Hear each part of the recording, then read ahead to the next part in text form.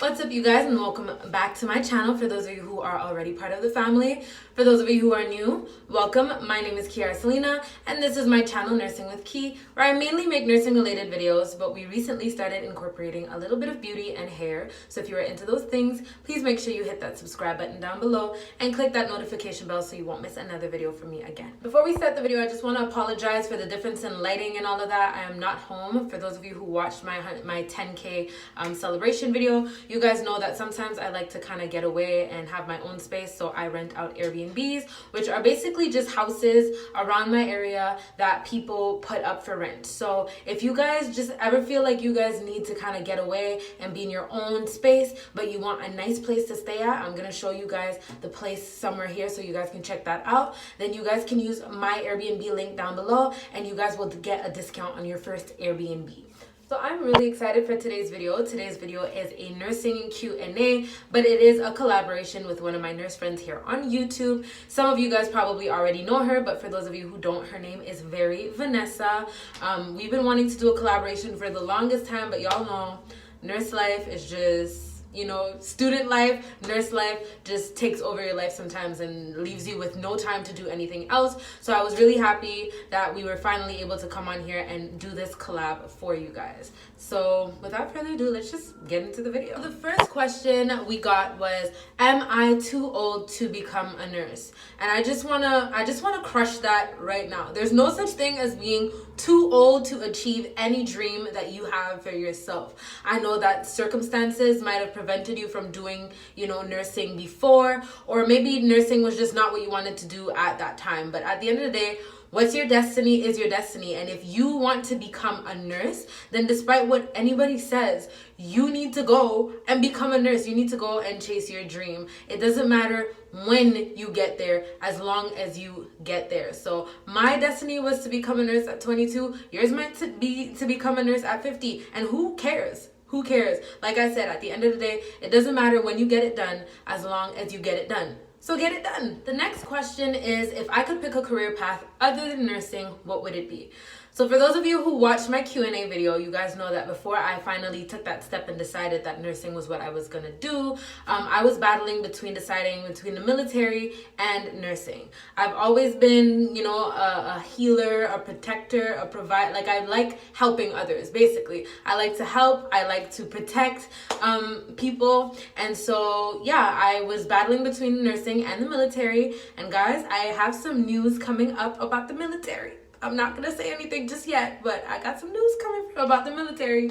But yeah, I wanted to do the military, and actually I was going to do the military first. However, I got injured 2 days before I was gonna go see my recruiter. I got stabbed. For those of you who didn't see that video, I'm gonna link it here so that you guys can go check out that story. But I got stabbed, and so I wasn't able to, you know, I just wasn't physically and mentally in the space to go into the military. So I was kind of forced to do nursing instead, and I'm really happy that happened. You know, like, everything happens for a reason, and now looking back, I'm really happy that things went or panned out the way they did.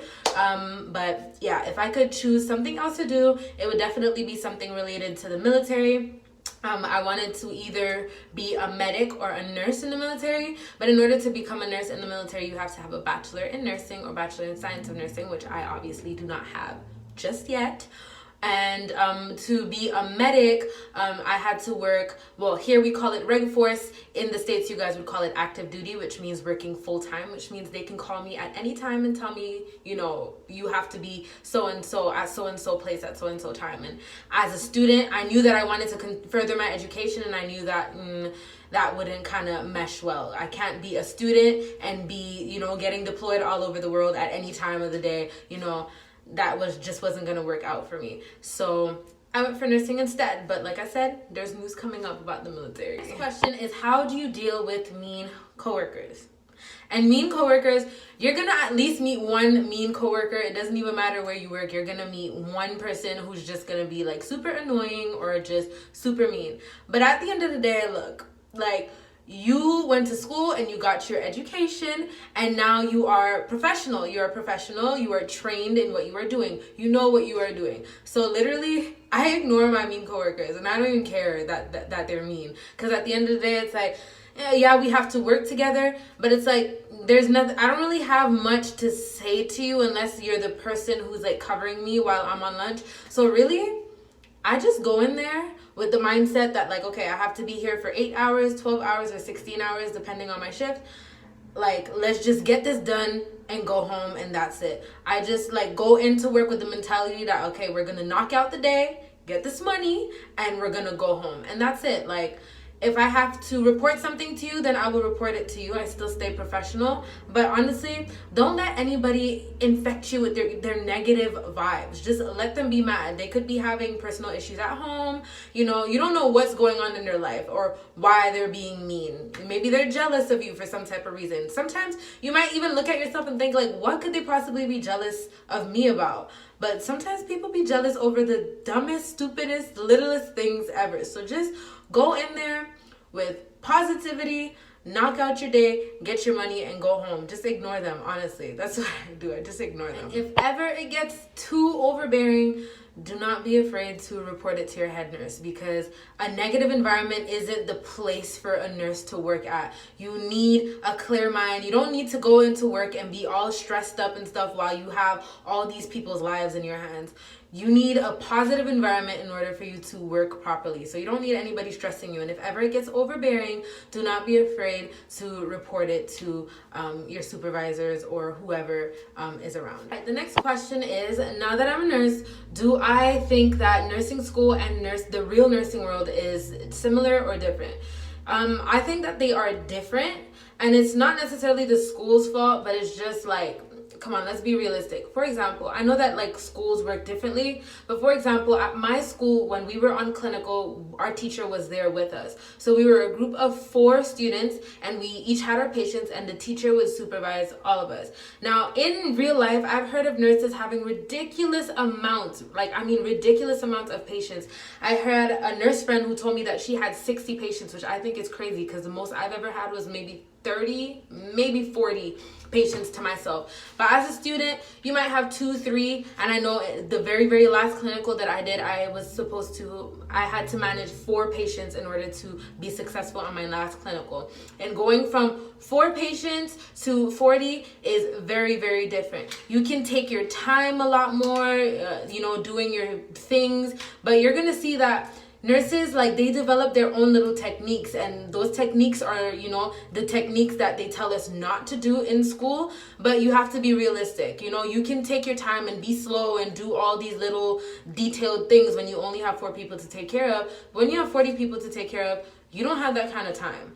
And you don't want to be, rushing throughout your entire day, because you're just going to be stressed every time you go to work. So sometimes you have to develop, little techniques, and those techniques might not be the best. But like I said, if you want to get your work done, you just got to do what you got to do. So, yeah, they are very different. Next question is, do I plan on becoming a nurse practitioner in the future? Yes, I do plan on becoming a nurse practitioner in the future. However, I just started my nursing journey. Right now, my main focus is getting to that bachelor. I know I need a year of experience as a practical nurse in order to be able to register for the practical program. So that's really where my mind is at. I'm just trying to make my money and get my 1 year of experience so that I can get into that bachelor program.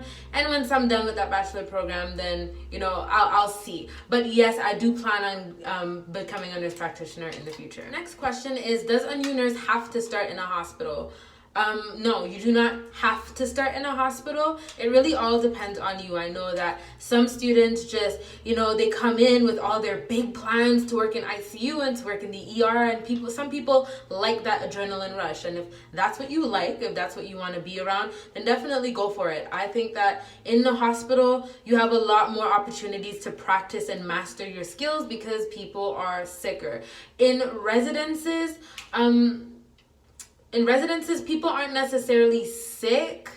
They're sick, but they're stable. So you're kind of maintaining their health. Whereas in a hospital, people come in sick and you're kind of restoring their health, if you get what I mean. So it's a little bit different. So in a hospital, definitely, like, if you want to master your nursing skills, that's where you could go. Not saying that if you work at a residence, you won't have opportunities to do things. There's pegs. Some people have IVs. There's sometimes you have to use oxygen. There's all types of things you can see in a residence, but it depends on the residence you work at. But there's also rehab, which rehab is kind of like half long-term care, half long-term care, half acute care. So like that's also a really good place to start. Personally, I really loved rehab. Like I loved rehab because you had all the opportunities to practice your skills. It was kind of like a hospital, but like I said, at the same time, it was long-term care. So it wasn't I didn't have to rush through my day. Everything was still kind of relaxed. So you don't have to start in long-term care. You can also start in a clinic. It really depends on you and what you like. Question: is it hard to go to nursing school or LPN school and work at the same time?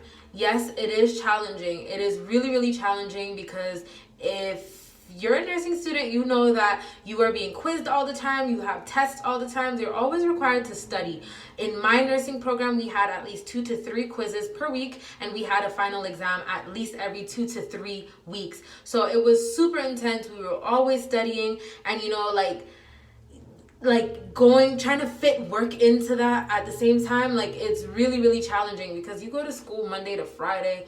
You kind of just want to relax on your weekends, and you have to get up and go to work. So it's like working 7 days a week, especially if you're on clinicals and you're literally doing a shift. You are working while you are on clinical. And if you have to go to work after clinical or during the weekend, it's literally it's either you're doing doubles during the week, basically, because you're doing an 8-hour shift at school and then you're doing another 8-hour shift at work. So you're basically doing a double during the week, or you're working 7 days a week. So definitely, it is doable, but it's a tough one. Next question: how was my first day working as an LPN? It was a little bit scary. It was definitely a bit scary and a bit shocking, but it was also exciting. And I'm gonna explain. When you're a nursing student, you're so used to having someone kind of watching you at all times, someone kind of protecting you, someone to fall back on, someone to ask questions. But when you're working alone, it's really different, because it's wait, hold on, I could do this. I could do this without asking my teacher. I could do this without asking my teacher. You're always so used to having to get someone's approval to do everything, that when you're actually out there and independent, it's whoa, it's kind of a shock. It's a bit different, but it's also exciting because it's okay, this is what I went to school for 2 years for. This is what I went to school for. This is what, I put in work for so that I could be here today, doing this. And it's really a shock. It's different.